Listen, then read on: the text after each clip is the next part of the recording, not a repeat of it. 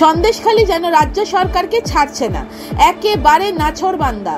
আবার নতুনভাবে সংবাদ শিরোনামে উঠে এলো সন্দেশখালী।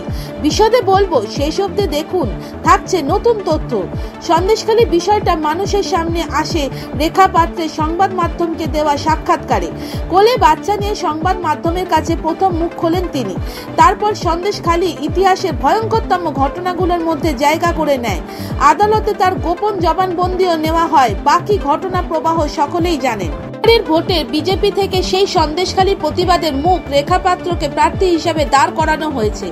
এর চেয়ে ভালো প্রার্থী বোধহয় বসিরহাট কেন্দ্রের জন্য হতে পারে না। অপরদিকে বসিরহাট কেন্দ্র থেকে তৃণমূল প্রার্থী হাজী নুরুল ইসলাম। এই হাজী নুরুল ইসলাম ওই অঞ্চলে শেখ শাহজাহানের ডানহাত হিসেবেই পরিচিত। শেখ শাহজাহান কাণ্ডে তদন্তকারী দল যেভাবে এগোচ্ছে, ভোট অবধি হাজী নুরুল ইসলাম বাইরে থাকবেন নাকি শেখ শাহজাহানের কাছে পৌঁছে যাবেন, সেটাই সন্দেহের বিষয়। এমত অবস্থায় বিজেপির পক্ষ থেকে এত ভালো এবং উপযুক্ত প্রার্থী দেওয়ায় তৃণমূল স্বাভাবিকভাবেই নোংরা রাজনীতির আশ্রয় নেয়।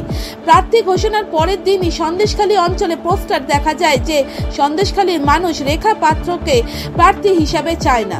বেশ অবাক করা ঘটনা। যার সাহায্যে আজ সন্দেশখালী কাণ্ড জনসমাজে এলো, তার বিরুদ্ধে তার অঞ্চলে মানুষ পোস্টার লাগাচ্ছে। রাতারাতি সেই অবস্থান থেকে সরে এলেন সন্দেশখালীর মানুষ। তারা স্বীকার করলেন যে তাদের ভুল বুঝিয়ে তাদের দিয়ে এইসব পোস্টার করানো হয়েছিল। তারা রেখা পাত্রের সঙ্গেই আছেন।